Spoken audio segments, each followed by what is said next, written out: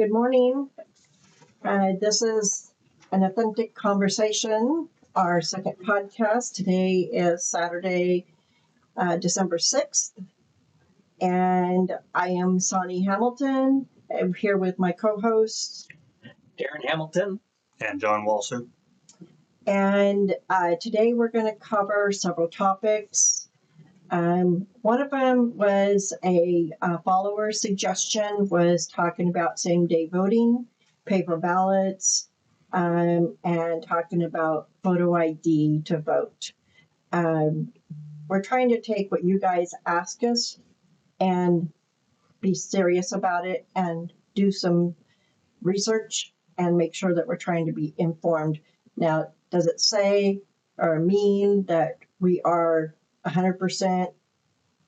We found everything? No, there's tons of stuff out there. But we're just going to give you a bit of what we found.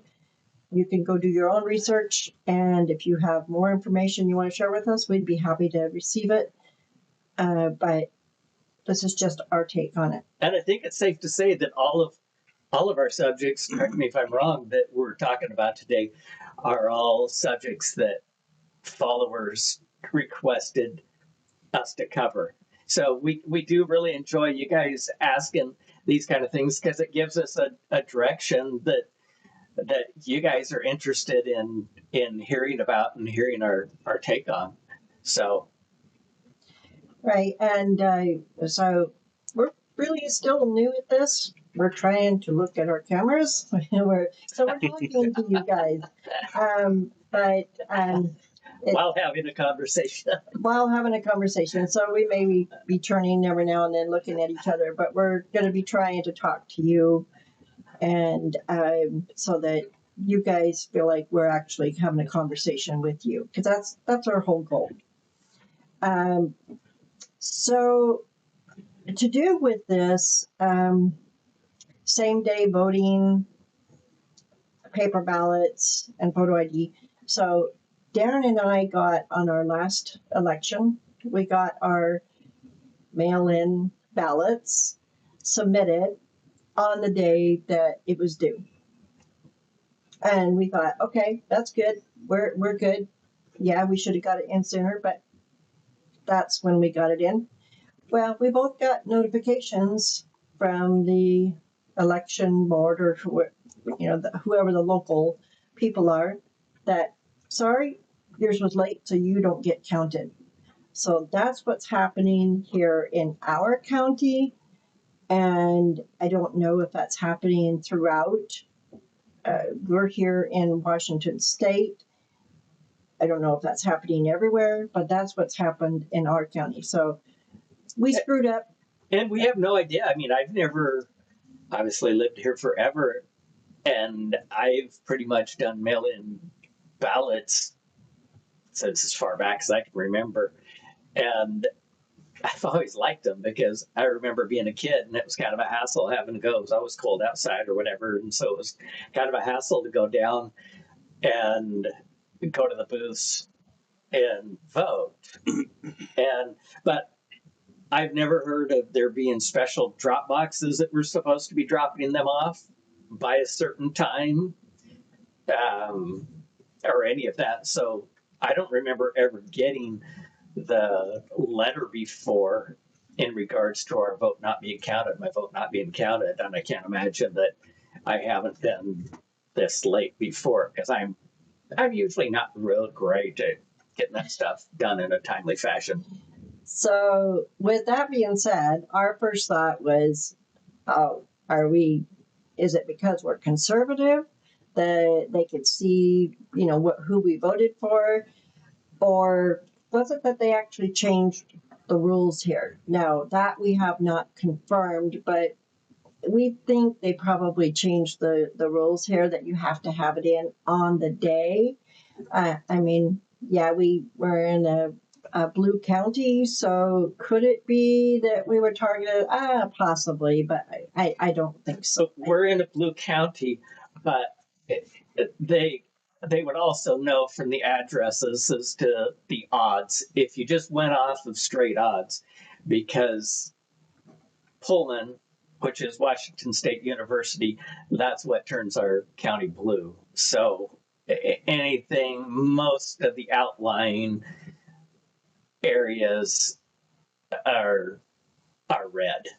So it would be pretty easy to throw some ballots out and have different results on the election.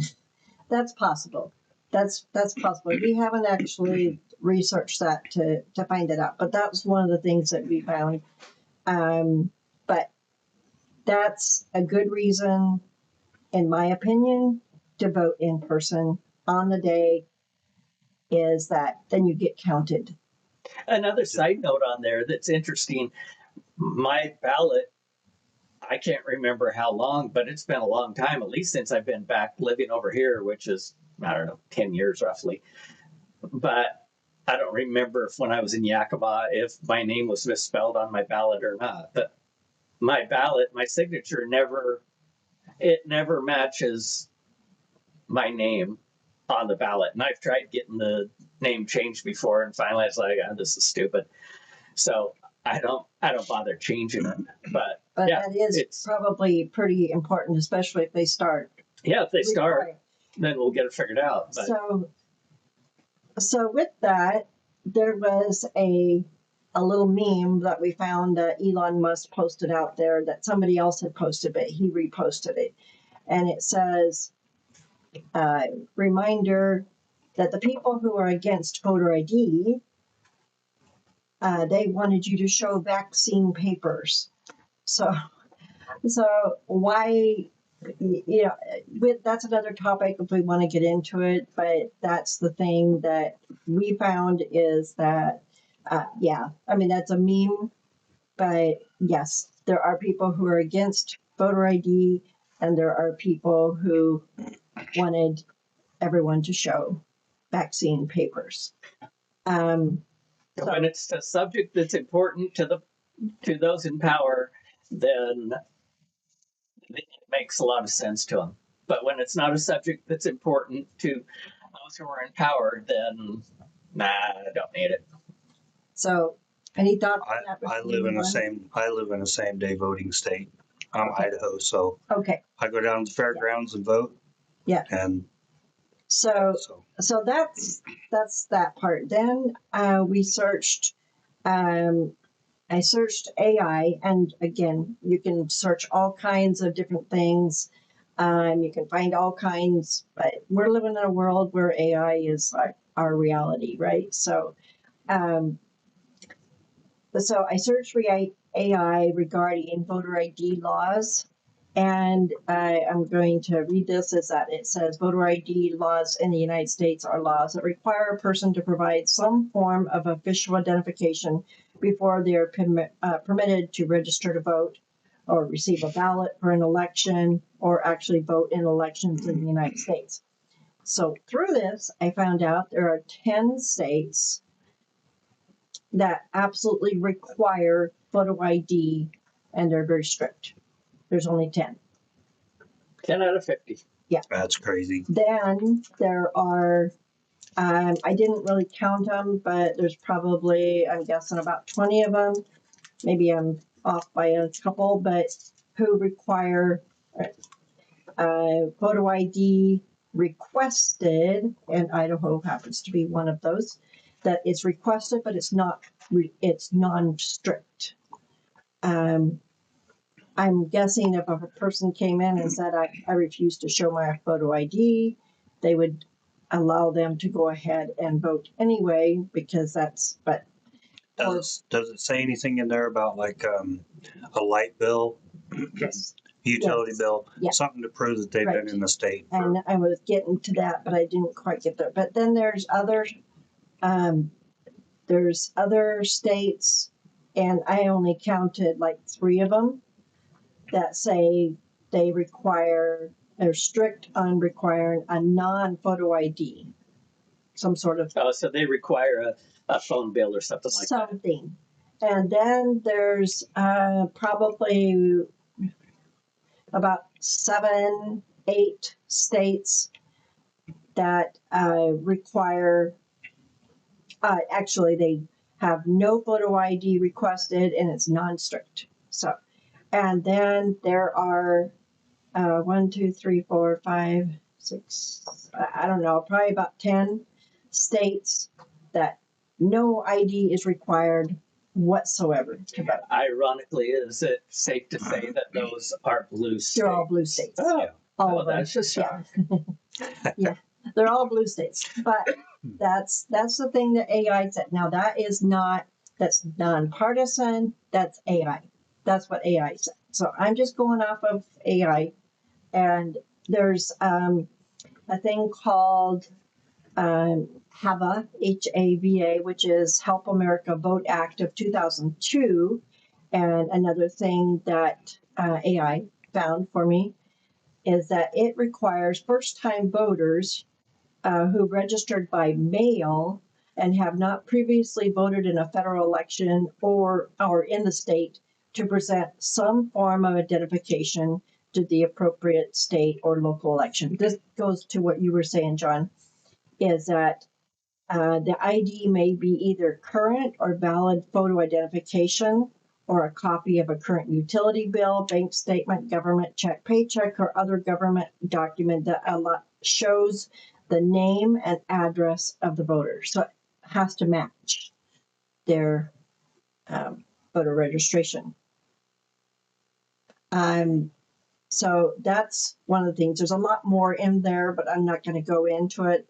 The one thing we did that the follower asked is that those who are infirmed or those who are ill, I mean seriously ill, or maybe they are they can't get out and around, they're handicapped, whatever the reason is, physically something that they cannot go out in public, they cannot get out there to physically vote. Those people should get an actual mail-in ballot. They should That's go out fair. and the dead should get a mail-in. no, but the military who are overseas, they should That's get where a I was mail. heading next. Okay, yeah, they should get a mail-in ballot. But I think we need to do away with the mail-ins. For those of us who are physically able to go in, we should go in on the day and vote. That is our opinion. Well, and it isn't just the mail-in ballots, it's the voting machines as well that can be hacked. Yes, So exactly. it isn't just the mail-in's fault. Right. And that's the other thing that AI talked about, the different states that use the voting machines, the electronic Blue voting states. machines. Yeah. So true. But some of them purple states Oh, have true. kind of been going purple. One of them was Arizona because of Maricopa County. Right. So a lot of fraud going on. The other thing that we talked about, or the AI found, was that with the paper ballots, remember the 2000 election, Back in the all bush, chads, bush gore. yeah, the hanging chads that were such a big deal, and that's when they ushered in the computers after that, because that was a big deal. Well, if we get the ones where you have to actually color in the little circle, Mm-hmm. then you don't have to worry about hanging chads. That was crazy. And that was all mostly in Florida. I think there was other states too, but I remember that being very. Just to throw in a little, since I like the religious aspect, just to throw a little bit of that in, we may as well keep in mind there's always going to be cheating, as long as we as people aren't following God's laws and following man's laws. We're going to, realistically, there is always room for error built in. Yeah. And so that's kind of my thing. I don't think there's any way that we're going to, it doesn't matter. I mean, it's just like the voting machines. the people building the voting machines, they're smart enough to figure out how to, how to build in the ability to cheat. The back door. Yeah, and we often hear about people like Bill Gates. He builds a computer, and then he builds the antivirus to fix The virus. yeah, he creates the virus, and then he creates the antivirus program. And so there's always so much room for corruption, and so anyway, I don't know, for whatever it's worth there. Absolutely, yeah. Anything you want to add on that? Actually, not. Okay, so that was that topic that we wanted, we wanted to talk about, because of all of the topics today are really ones that our followers have mentioned in the comments and stuff. So this one maybe not, well, it is. It still is, because it's talking about Charlie Kirk. So as we all know, Candance Owens was a close friend of Charlie Kirk. And she has been very vocal. And those of you maybe who haven't followed her, maybe go look, maybe go watch. Because if you're watching the mainstream media or even just a couple other podcasters, they may not cover all of this. But she's been very vocal. And she's very thorough. And she's very extremely thorough. Yeah. But she was very vocal and thorough about the alleged evidence that she has dug up. I mean, a lot of it. Text messages between people. And she's been talking about there's possible, and I'm going to paraphrase, but deep state involvement with the assassination of Charlie Kirk. There's too many unanswered questions. Yeah. So is there a possibility that the one that's in jail right now that's being held, Tyler, was he a patsy? Possibly. We don't know.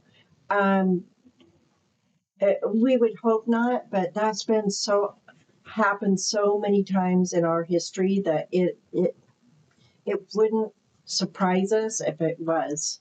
John and I have both hunted enough and shot enough animals with high-powered rifles to know that the damage to Charlie Kirk's neck was not done by a 30-06. No. And I remember hearing, "Oh, that was just God's miracle," But well, those aren't.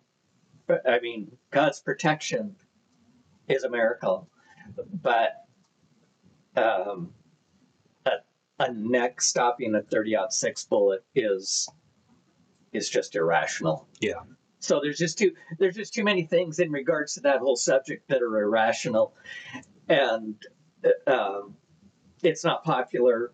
Where Candance is kind of going after France and going after Israel and going after some of these subjects that it's very unpopular and very dangerous to go after. But the reality is the stuff is not making sense.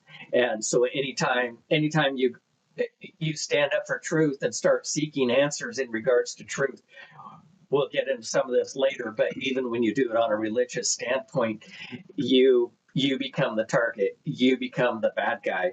And so she's just standing up for a friend, which anybody should want their friends to stand up for them. And it's kind of an issue that I have even with the Trump administration, because Charlie Kirk helped get Trump elected.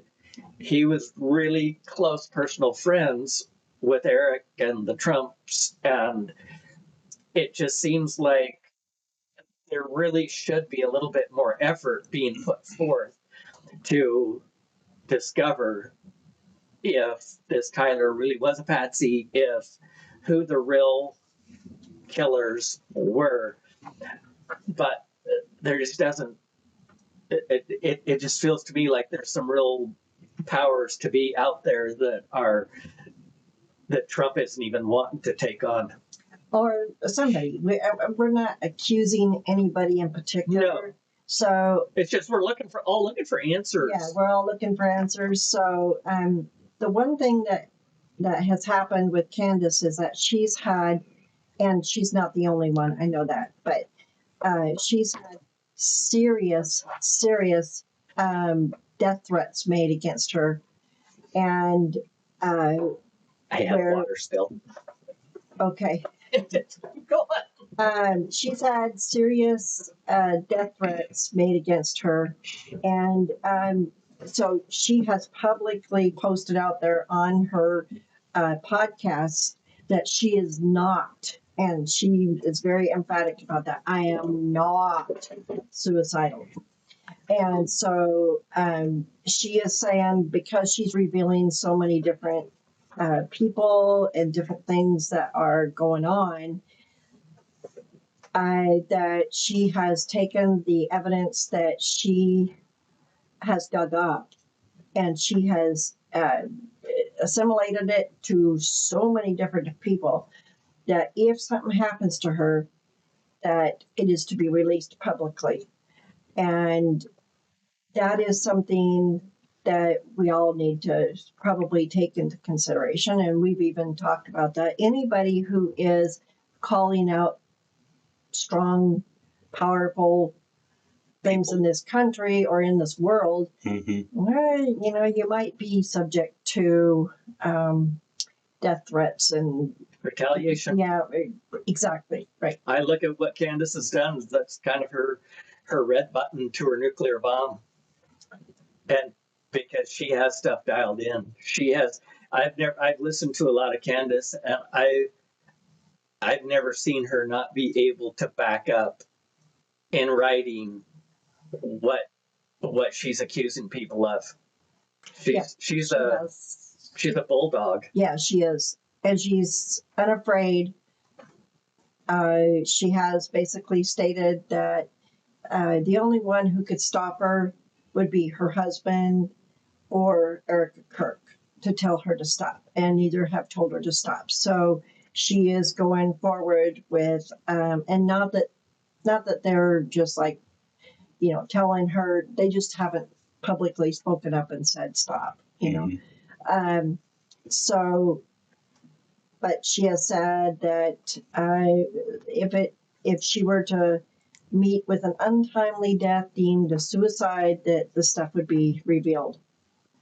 So that's one thing that we have discovered. And again, if you are one who just said, "Oh, Tyler is the killer," well, maybe, we don't know, but it seems appropriate to look at other options as well. If you look at the other side of the coin, it doesn't even seem rationally possible that he could have done what he did. So it just seems interesting. There were no law enforcement. There was no EMS response of any kind. right. And what was it? The next day or the day after that, they were in there. They completely tore up that platform. Yeah. Write And down quickly. I mean, Yeah. that's just evidence is So totally destroyed that should have been preserved and things like that for however long it took. Right. So I've heard several people, podcasters, who have stated that when they chose this location, is that the campus police did say, we can't control that area. We cannot control that area. It is wide open. There's all kinds of things. So they really admitted that. Who knows where all of the security was, but apparently there was nobody up on top of that roof, because otherwise The high ground. Yeah. Otherwise, and Which is the technically- first place you put somebody. right? And, you know? and then you go back to when Trump, the assassination on Trump, right? Mhm. It came from a building where there was nobody sitting there. I know, but it was a dangerously steep pitch on the roof. I know, we're all laughing because it was a very, very low slanted roof, but that's what that Secret Service. Secret Service lady said. She was since gone, but she did say that it was too steep for our people, but not too steep for this kid. Yeah. So, And even on film, someone recorded it with their phone that right after Charlie Kirk was killed, up behind him was a camera of some kind, and his crew were the ones that went and removed that camera, and yeah, it's hard to say. Supposedly, We don't know. we Yeah. don't even know what happened to that footage.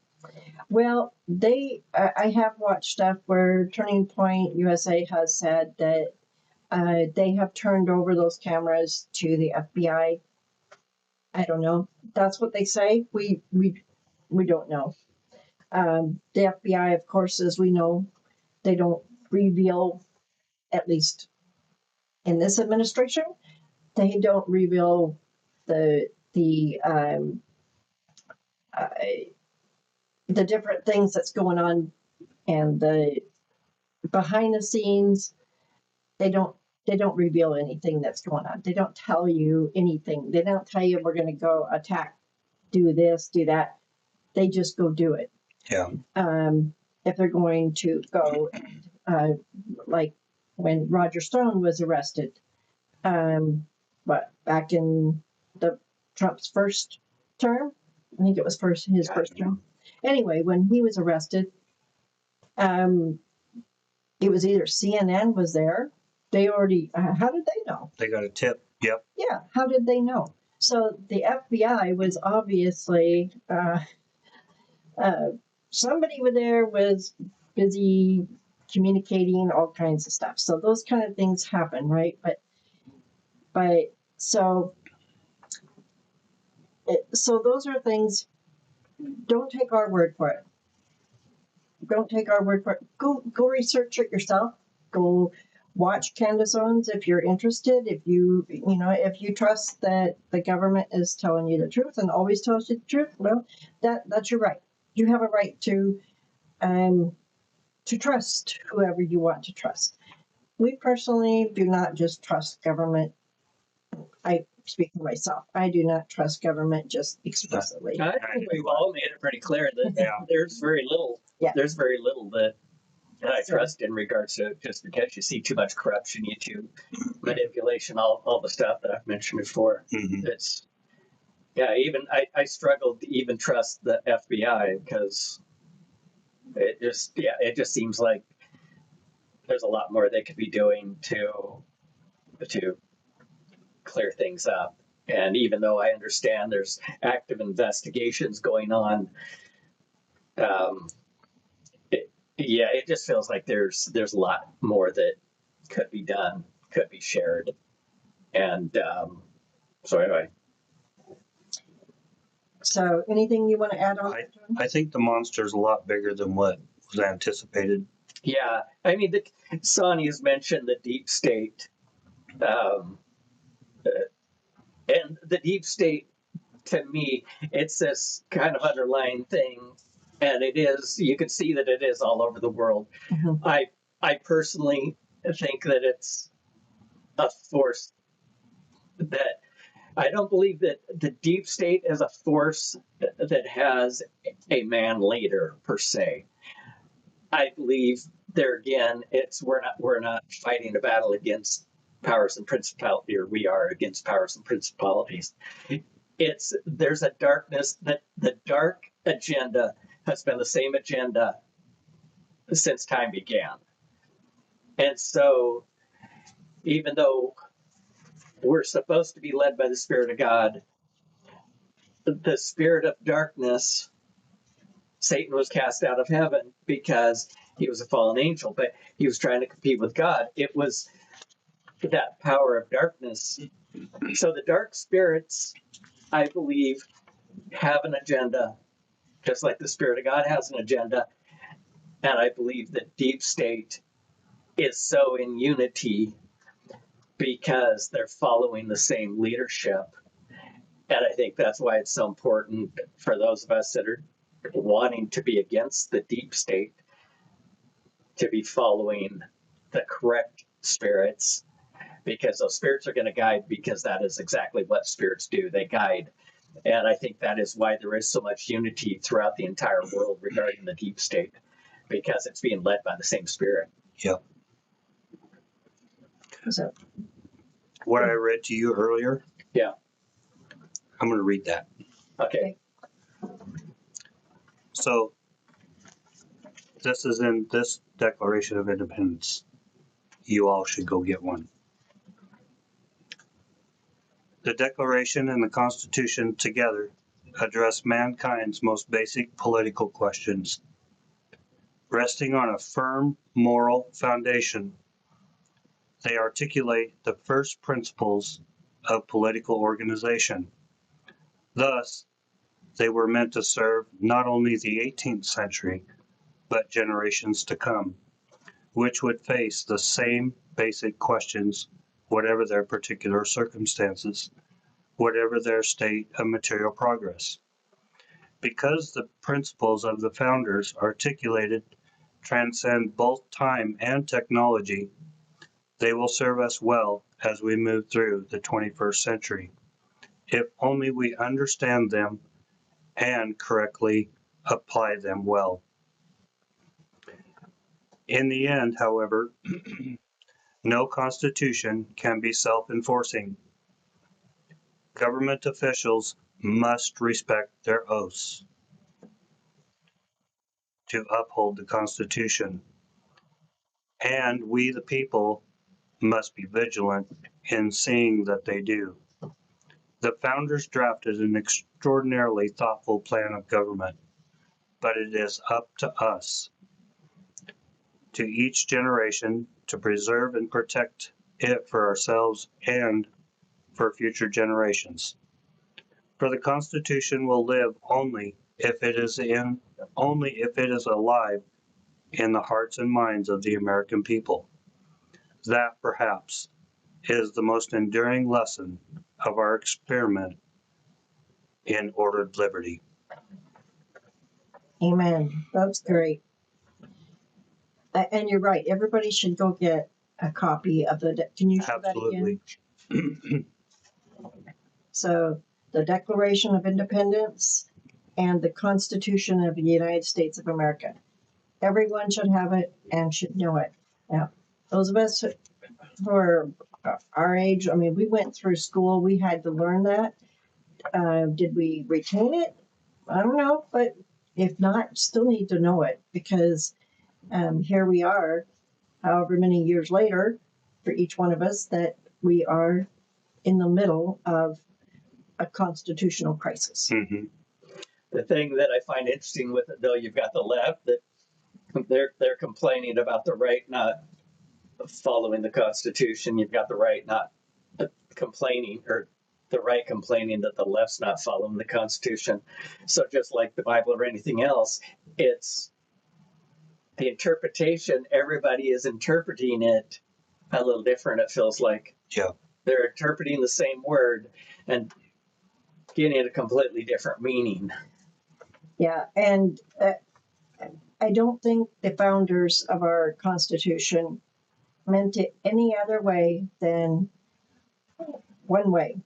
And so I think we all need to dig in and figure out what does it mean, and get that established in our own hearts, in our own minds. Well, and if you notice, the Constitution and the Declaration don't mention the word freedom. It says liberty. So what's the difference? Freedom is the freedom to do right, wrong, bad, good, and everything in between. Freedom is Liberty. Liberty is freedom with a moral compass. Oh, that's good. That's good. So where do we get our morality from? Good point. Galatians. The peace, love, happiness. Well, fruits of the Spirit. Yeah. Yeah. Fruits Yeah. of the Spirit. Peace, love, happiness, meekness, gentleness, patience, long Absolutely. suffering, temperance. Hmm. So with that in mind, I'm sorry, did I interrupt you? Go ahead. No, go ahead. I was just gonna. Because we're going into that topic right now. Yeah, so. temperance is a King James term, but it's just basically self-control, not being addicted. And Knowing that you could do something really bad and saying to yourself, no, I'm not going to do that. yeah, that's why I think it is so important. Even if people are truly seeking truth, because the truth will set you free. So that is kind of freedom. Speaking of freedom, but the truth that the Bible is talking about that's going to set you free, that does have liberty built into it because it's got a moral compass built into it. Mm-hmm. And that's why, from my perspective, it's so important that people would understand. I speak of karma. I know that freaks some Christians out, but it's no different than do unto others thou wouldst have them do unto you, or what comes around goes around. It doesn't matter your philosophy in life that you live by. It all has the exact same meaning. But if people would start looking at the price tag they pay for the decisions that they make, then there would be a completely different moral compass, because you're getting the hell beat out of yourself for making the wrong decisions. It doesn't matter. You've got that free choice. You've got free will. You've got freedom. You've got freedom to make the decision that you want, but that doesn't mean you're not going to get the hell beat out of you for doing it. So, Yeah. So the other topic that was very open in the comments of our last podcast, our first podcast, was about religion. And this is a kind of a topic that gets some people really upset. So we're trying to be really careful about that. We're not trying to offend anyone. What we're trying to do, what we want to do here, the three of us, is just talk about how each of us came to our own spiritual journey. How did we come to here? What happened? So all three of us have been raised in a faith, a conservative faith. And it's commonly known by those who are outside as the 2x2s. Inside, for the people who go to follow this faith, it's known as the truth. And we've talked about this a lot, is that there's every religion out there establishes that they are the only way. because Jesus said, I am the way, the truth, and the life. So we're not trying to tear anybody down who's following a religion. We're not trying to say you shouldn't follow what you're following. We're just going to talk about our experience. And in doing that, so we grew up believing that the faith that we grew up in was based solely on Matthew 10. And I've read it so many times, but I've read it with new eyes over the past, I would say, probably 3 years, with a different set of eyes. And also, I've been a huge follower, not everybody is, but of the series called The Chosen. And they do a really, really good job of talking about Jesus and the apostles and just so many different things they bring out. So if you haven't and you want to know, there's nothing wrong with watching that, watching whatever you want to watch.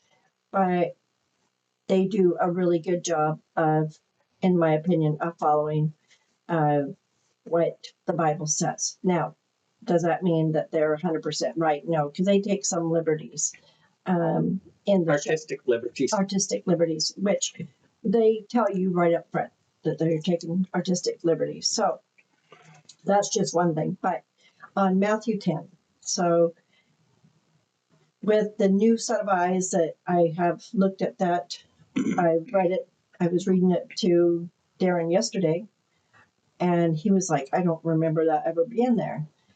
And so that specific, that was a specific mission. And it says, Jesus said, don't go to the Gentiles or the Samaritans. Go specifically just to the people of Israel.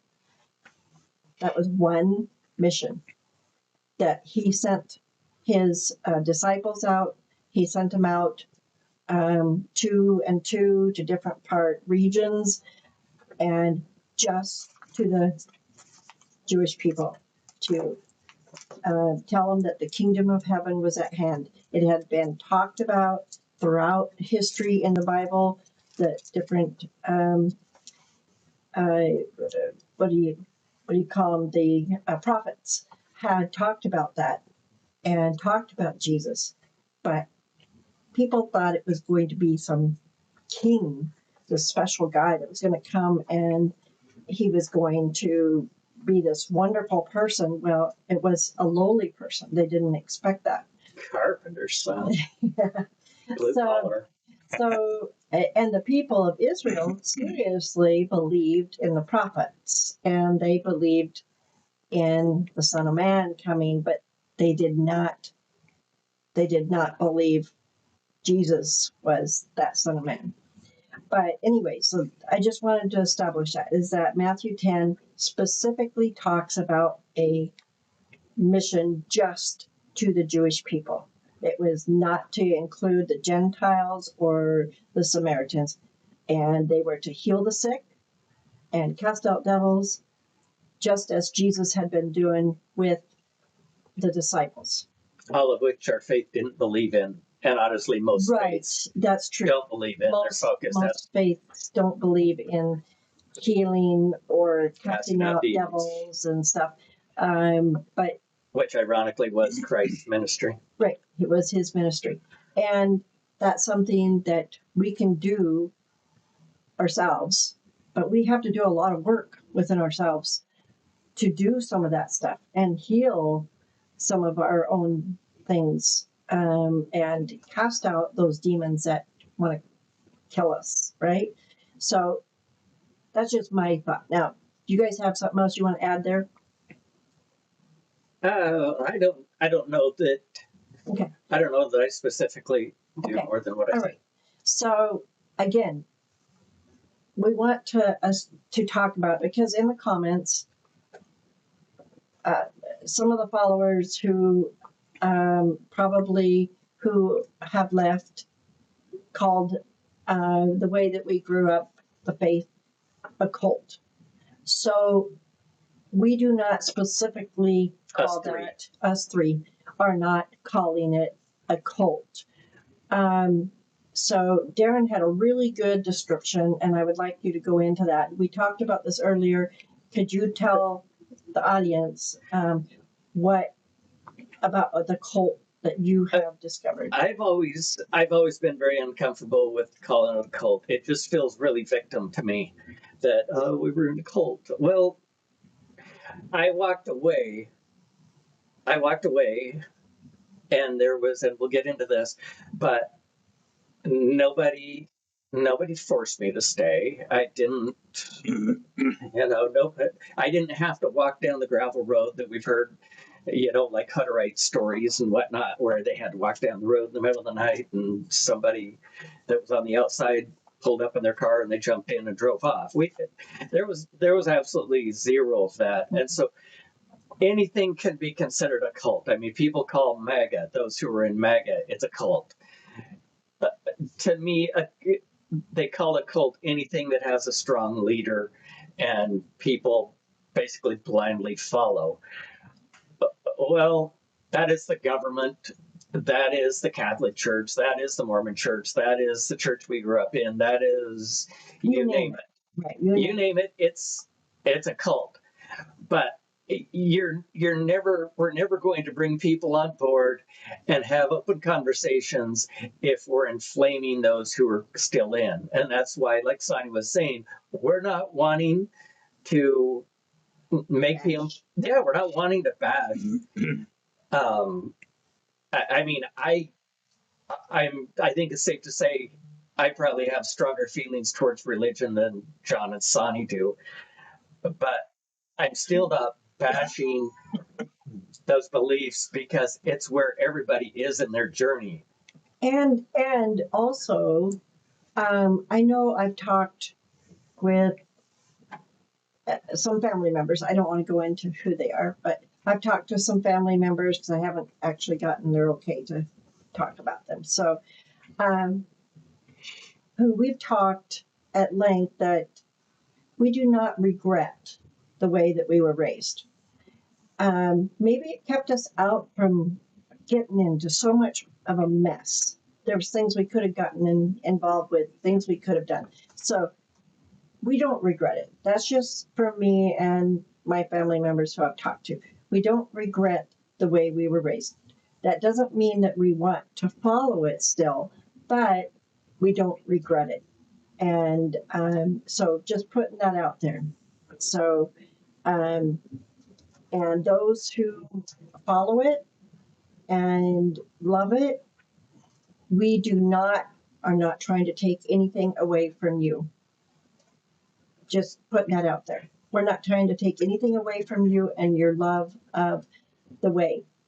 But we're just telling you our experience.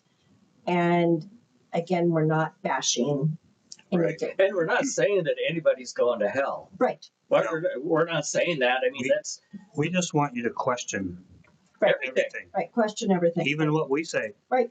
Yeah. Research. Yeah. Don't take our word for anything. Absolutely. Go read Matthew 10. It's nothing but fear that's keeping you from being open-minded to explore everything. Right.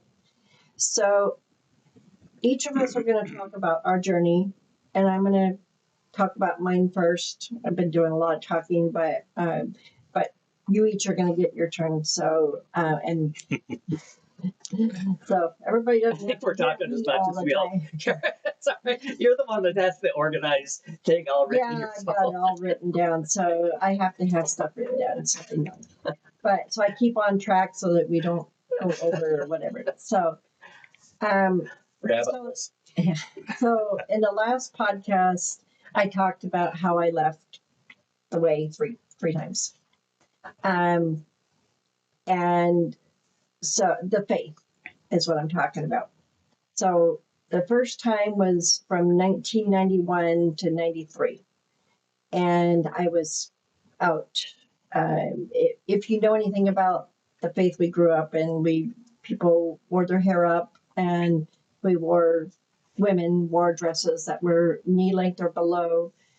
And they didn't wear necklaces. Didn't wear makeup.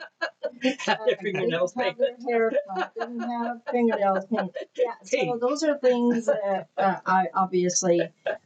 I did. I wore mini skirts. I wore all kinds of things that I wanted to do.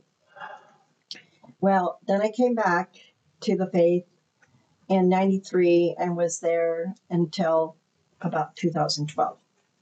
So what is that, about 13 years, isn't it? Something like that. So quite a while. And during that time, I had meeting in my home, which was church meeting. Yeah, basically several times a week, sometimes, where we were the leaders of. It was just a place to meet. It really, I don't. In my opinion, it didn't put us any higher than anybody else. But I do know that a lot of people put a lot of stock in having that place, and I have to agree. It kind of went to our head a little bit too, was that we had a special place because we had meeting in our home. But it didn't, in my opinion, didn't make us any better than anybody else. It just felt great that the ministers had that trust in us. But anyway, so from 2012 until 2021, I was out, and part of that time was in Oklahoma, part of that time was in Arizona, and so I moved to Arizona in like 2014, and my mom came to live with me. She was diagnosed later on with dementia. And so in 2020 is when COVID hit, but we didn't get COVID until 2021. And that year, my mom was in the hospital 5 times. Or 6 times, I can't remember, but she was in the hospital for UTIs 3 or 4 different times. And then she was hospitalized when we both got COVID.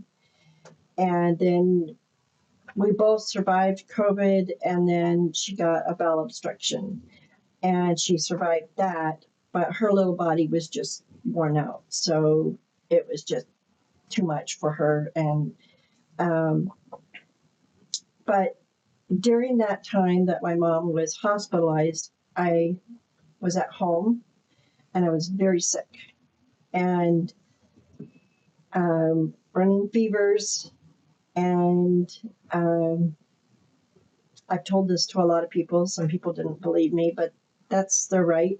But I saw hell. You had a near-death experience. Yes, I was terrified. And I begged God, please don't leave me here.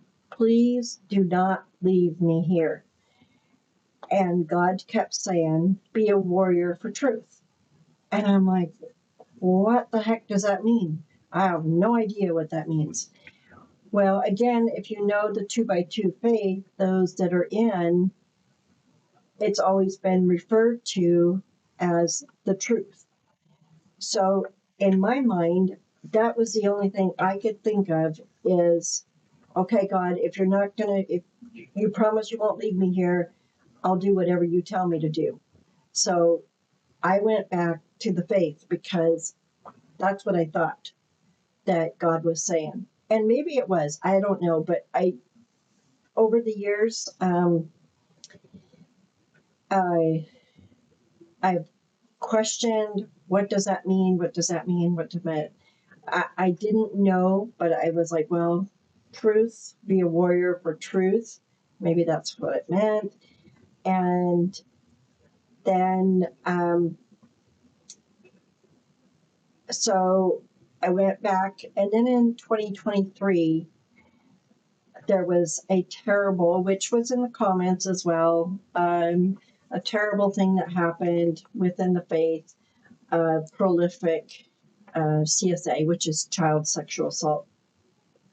And there was also sexual assault. So and I'm sorry for those of you who are in, if that makes you uncomfortable, but that's just the truth. It was prolific within the faith. And I am myself a survivor. I am not a victim. I'm a survivor. She was victimized. There's I was victimized. Huge difference between being a victim and being victimized. I was victimized, but I am no longer a victim. I am a survivor of CSA from within the faith. But in 2023, a prominent overseer of the faith died in a hotel, and his name was Dean Brewer. And with that, when he died in this hotel, his phone and his laptop was confiscated, and there was unbelievable amount of child sexual assault that was exposed. And it wasn't just him, it was that's when victims started coming forward. And some were victims, some were still in that victim mentality, some were in survivor mentality. Some people don't get beyond or are struggling still to get beyond that victim mentality. And I feel for them because that's a horrible place to be in. But my mom was very strong and pushed me. Are you always going to let him be the victor? And I got the better of it. So, but I questioned what God was telling me. And after I left the faith a third time in February of 2024, then in April, I met Darren online. And so this past April, that was April of 2024 we met, but this past April we got married. So I now believe, because I've been talking about this for a long time in my mind, not really verbally communicating it, but when John brought it up, was I would really like to do a podcast, and I'm like, I'm on board. And I think that is exactly what God meant when he said, be a warrior for truth, was about this podcast, because this was terrifying at first to think about doing this. And the interesting thing is, I've been thinking about this for years. Yeah, I've been too, but I just haven't, it was kind of like, no, I can't do that. So thank you that when you said, Absolutely. so that's my story. My story is, I believe in God. I believe in Jesus.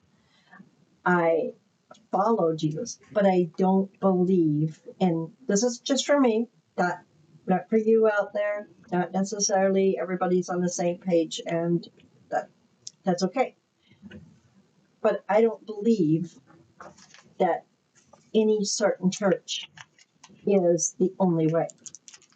So I believe that you have a relationship with God and you have a relationship with Jesus.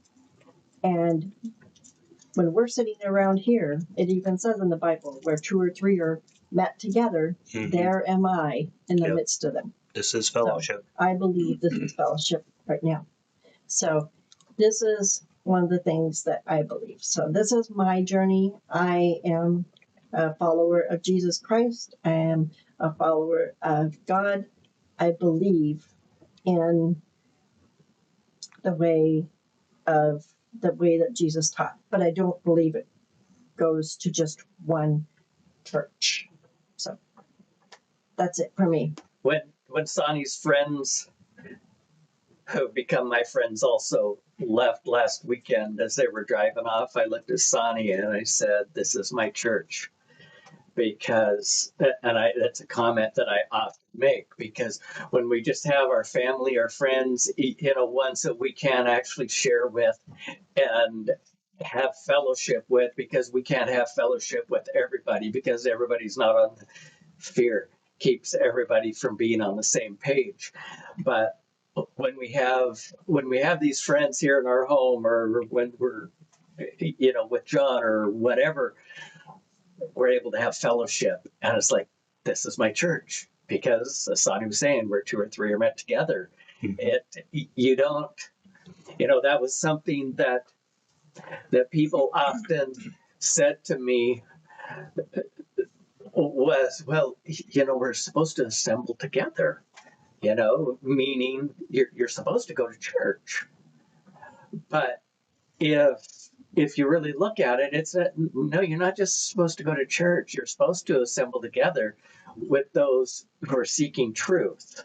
There's a huge difference between gathering together with those that are just being spoon-fed what they've been told for centuries and generations, but it's not actual truth, because it's not producing those fruits of the Spirit that John was mentioning earlier.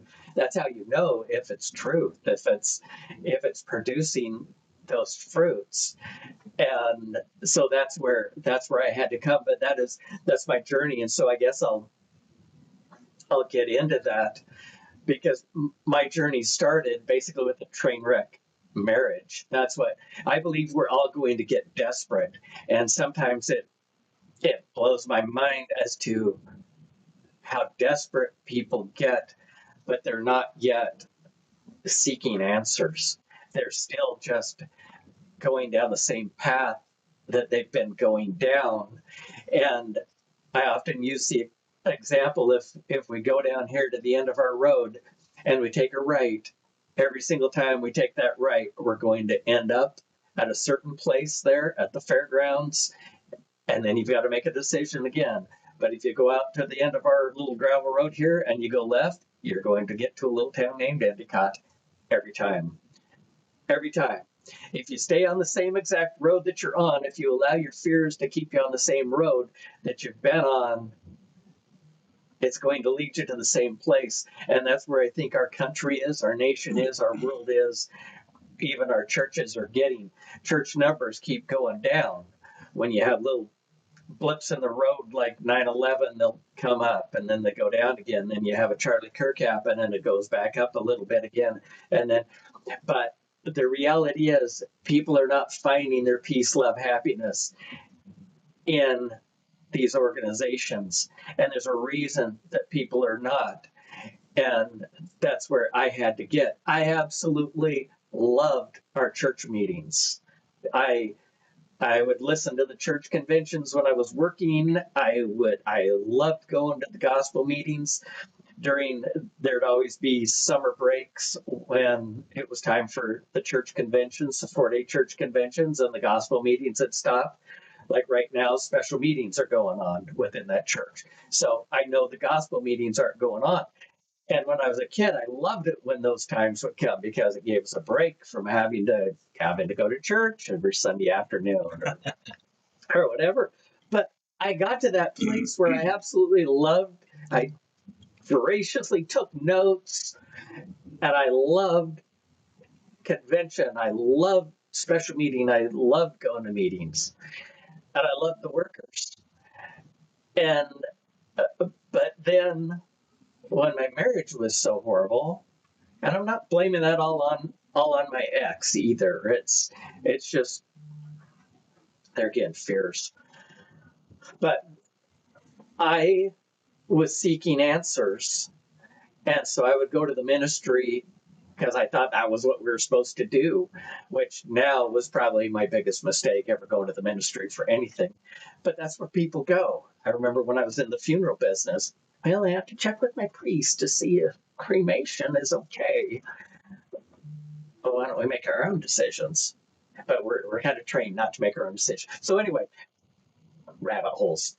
But anyway, so when I really became desperate, I remember driving out of Yakima one day where I was living, because I was working on the road, living out of my camper, and I was just begging God for help, because like I am at the end of my road. I have to find some answers. And it was just a really clear voice, and it just said, you have to study the doctrine. And so that was where I ended up going, was studying the doctrine. When I study something, I may have already covered this before, but when I study something like the doctrine, I have the Strong's Concordance downloaded, the app downloaded. And so I will pull out every single verse that has to do with doctrine, and then I put it into my notes. And then I also kind of paraphrase, put into my language, because the King James Version is what I grew up with, is what I'm comfortable with. I see a lot of flaws within it. I understand King James was a very corrupt individual. So I hold a lot of leeway as far as error. But when you pull all the verses out and you put them all in context, you're able to see the flaws. You're able to see what actually lines up through the entire Bible.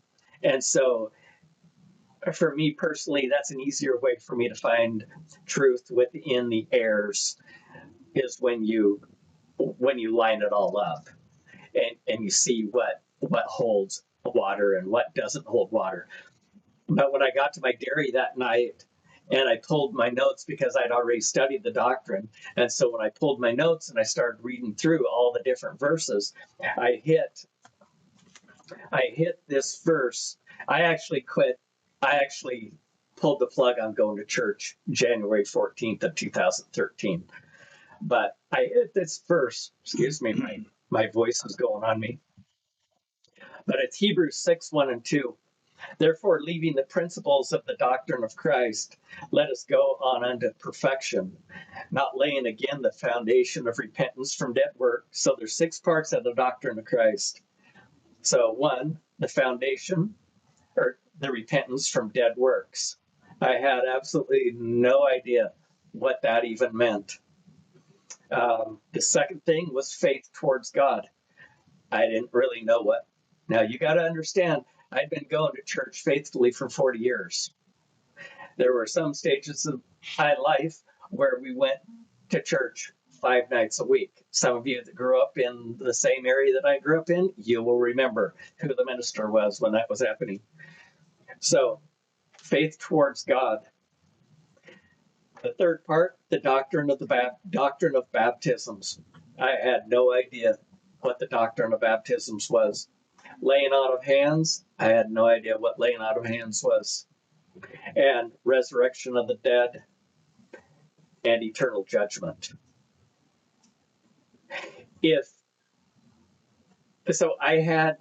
I knew that there, even just in my limited understanding of that, I knew our church didn't believe on laying out of hands because we'd never done that. Nobody had ever laid hands on me before.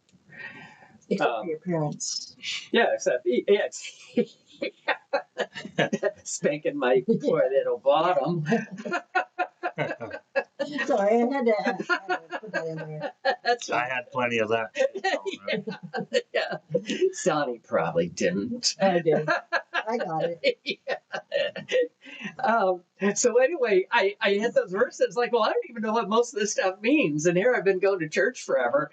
So anyway, I knew that there was obviously a little challenge there. Maybe that's why God was telling me, well, you need to understand what is the doctrine of Christ.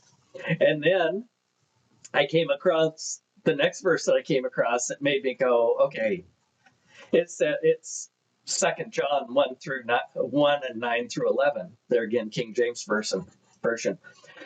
Whosoever transgresseth and abideth not in the doctrine of Christ hath not God. Now, it should make us sit back. If you don't have this doctrine, you hath not God. It's like, well, wait a minute. I don't even know what that doctrine means. I don't know what the doctrine of Christ is. I don't know what that means. But if you don't have that doctrine, you don't have God. That should make everybody sit up. He that abideth in the doctrine of Christ, he hath both the Father and the Son. He hath both the Father and the Son. Most religions are saying, oh no, they're the same one. Well, that sure doesn't sound like they're the same one right there. They're 2 different individuals. Yep. So, if there come any unto you and bring not this doctrine, receive him not into your homes. Well, the ministry in our faith, they lived in our homes. So you're not even supposed to bring him into your house. Neither bid him Godspeed, for he that biddeth him Godspeed is a partaker of his evil deeds. And that sat me back in my chair. Because if we're supporting those who are not supporting the doctrine of Christ, it does not matter what your church doctrine is. In all these groups that I'm in, they're always talking about church doctrine. Well, it doesn't matter what your church doctrine is. If it's not the doctrine of Christ, you are partaking of their evil deeds. And so we wonder there again, we wonder how all this SA happened within the church we grew up in. Well, I can tell you how it happened, because it's being led by evil spirits, and you're partaking in the evil deeds. That if we want to stop all this stuff that's happening, but that is how the person who asked us to cover why we became disillusioned, that word kind of bothers Sonny, but it's exactly how I became disillusioned, not only with the church that I grew up in, but religion itself, because I would then listen to Catholic radio, and it's like, we're the only way because we can follow our roots clear back, to Jesus. And you listen to Seventh-day Adventist radio, and we're the only way because we follow the Ten Commandments. And I would talk to customers that were Mormon, and we're the only way because of this. And you talk to the Jehovah Witness that was a herdsman, we're the only way because of this. So you've got everybody saying that we're the only way. But the only way that I was able to quit being confused and having all that just turmoil within me, because it's like, man, I got to go to church, but was to actually look at what their church doctrine was. Does their church doctrine line up with these 6 parts of the doctrine of Christ? And I could go down that list. When you really look at what that doctrine of Christ is, and when you start dissecting what it is, quit reading the Bible for what we've been told that the Bible says, and start reading the Bible for what it actually says. Figure out what each 6 parts of those doctrines are. Then it really removes a lot of the confusion in trying to find the right church, because it doesn't matter if the church fits your warm and fuzzies. Is it the doctrine of Christ, or are you just partaking of more evil deeds and bringing more evil deeds, more beliefs that are more evil deeds into your home? So that is why when I'm a little bit hard on religion and I'm a little bit hard on church, it's not that I'm trying to be hard on you, trying to make you uncomfortable. It is going to make you uncomfortable, because I remember sitting at my camper chair, just freaking out, having my heart just pound, because it is uncomfortable when you start having to accept, okay, my belief system is not right. So anyway, kind of a long drawn out why I became disillusioned, but that is the reasons why. And so anyway, I guess I'll turn it over to John. He can tell his story. Well, I grew up a elder son, and so we were kind of under the thumb of having to perform and be this perfect family. People would show up for Sunday morning meeting or whatever, but and so I left and went in the military. I got home from that the same year because I have a bad lower back, and anyway, nothing ever just fit just right. There was always something. I couldn't really put the puzzle together. And so then I went to work for our local funeral home there in Moscow. And I was there for a couple of years. So I've stood through Catholic and LDS and, just about every faith of funeral there is out there. And going back to what Darren was saying here a little bit ago about every church says that they're the one. Mm-hmm. And so in that respect, we're all kind of similar. But and then I went to Landmark in 2013, and that really opened the scriptures up to me, because one of the things that they really focus on. Tell them what Landmark is. Landmark education. It's so people like Boeing. It's a leadership program that bigger companies like Boeing and Panda Express, and I forget some of the other ones, but they send their higher up in employees and stuff through. But they focus on language. And after I went through that, I started looking at the Bible completely differently. And so it just opened up different verses that I used to look at. And I see them in a different way now. Mhm. So, I do too. yeah. Yeah. I mean, it's really not a big, extravagant, long, drawn out thing for me. It's just been a process. My friend Jamie, we kind of got together there for a little while doing Bible studies and stuff. And every now and again, I'm still able to go. And she likes she'll take a verse or 2 or 3 verses, and they'll go through and they'll look up the words of the different places and stuff and go back into the Hebrew languages and get some original intents and stuff. It's pretty cool. That was really good for me too when I started doing it, because there's so many words that we have absolutely no clue about. And one of the examples that I often use is, because we all know that we're not supposed to murder people, but I remember reading some of those verses that are talking about, you're not supposed to murder people. And there were some big words that I had no idea what they meant. But when I looked at what those words meant, it's like, no, when you murder somebody's character, in God's eyes, it's the same as when you physically murder somebody. And so it's really important to get into the language. And Yeah. that's one of the reasons why I kind of stick to the King James Version too, even though, like I say, I know it has its flaws, because believe on the Lord Jesus Christ and thou shalt be saved. And then you've got the NIV, believe in the Lord Jesus Christ, thou shalt be saved. Yep. So a little 2-letter word, on versus in, and it's easy to just blow through that as no big deal. But when I thought about it, it's like, well, I would rather be on this ocean of life than in the ocean of life. You can be on the water, or you can be on the boat on the water, or you could be on the boat in the water sinking. And so that 2-letter word is a huge difference. And so that's why I pretty much stick to the King James.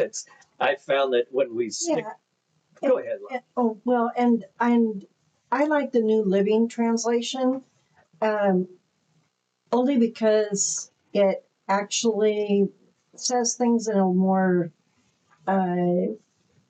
it says it in more modern English. I do go back and look at the King James just to make sure that it's the same. And sometimes, it may not be exactly, but it's all. And really, I think it would probably be the best thing is to go back to, as John has said, go back to the Hebrew Bible and follow, because that's the unabashed version. The Geneva Bible. Yeah, I had Sonia read, I don't remember what verses we were looking at, and I'm like, well, why don't you see what the Geneva says? And if you think the King James has Old English language, the Geneva is ridiculous. Yeah. So, but whatever version that you listen to is up to you. We're not trying to criticize you for reading any version that resonates with you. Honestly, my life has become more. I'll be honest, I don't read that much of my Bible anymore, because my life has kind of become a Bible. Once you understand some of the basic concepts of life, once those dominoes really fell into place for me, Mm-hmm. then I can read my life into the Bible. So I don't worry about the names. I don't worry about. I'm not very good at being able to remember, well, this person was Solomon's son or whatever. I don't really remember all that stuff that great. But where the Bible really stood out to me was when I started being able to put myself into the Old Testament. I was able to start putting life. You can start seeing this life fall perfectly into place because there's nothing new under the sun. I think it was Solomon that said that in Proverbs, I think it is. And when you realize that, no, there really isn't anything new. The corruption within politics, Or that religion. yeah, the corruption within politics and religion has been happening since politics started and since religion started, and it's really no different. And I was also thinking, I was going to say this earlier, but then I never had a chance. Isn't it weird to think that the two subjects that we've been told forever never, I remember when I got into sales back, whatever was, however many years ago it was, 35 years ago or whatever. There's two things that you don't ever talk about. Don't ever talk about politics and religion. And so here, and that's what people want to hear. yeah, here we are. The two things that have the most power, the most destructive, the most healthy, destructive / healthy powers over our lives are politics and religion. Yeah. And we've been told forever, for generations, don't talk about politics and religion. And so here we are. These are things that, for myself, is politics and religion, but mostly politics for a long time, that I would talk with my friends Mike and Carol about. And you guys know who Mike and Carol is. They're the ones walking down the aisle. Bonus mom and dad. Yeah, bonus mom and dad. And so they, talk to them quite a bit about politics. And I could always count on them to listen and bounce things off of, as well as my friend Amy. Those were the ones that were the most influential for me. Also, on the religion side, I can talk to my friends Mike and Carol about that. And they've become more open to talking about it, and so it's been wonderful. I've been able to talk to my friend Amy about it, and I've really, really talked at length with my sister about it, and talked with my brother when he was alive too about it. It's just, again, like I said, none of us regretted the way that we were raised, in the faith that we were raised. It doesn't mean that we want to follow it, but we don't regret it. Our mom totally believed that was the way that she needed to follow, although she did marry outside. So She's kind of a simp there. yeah,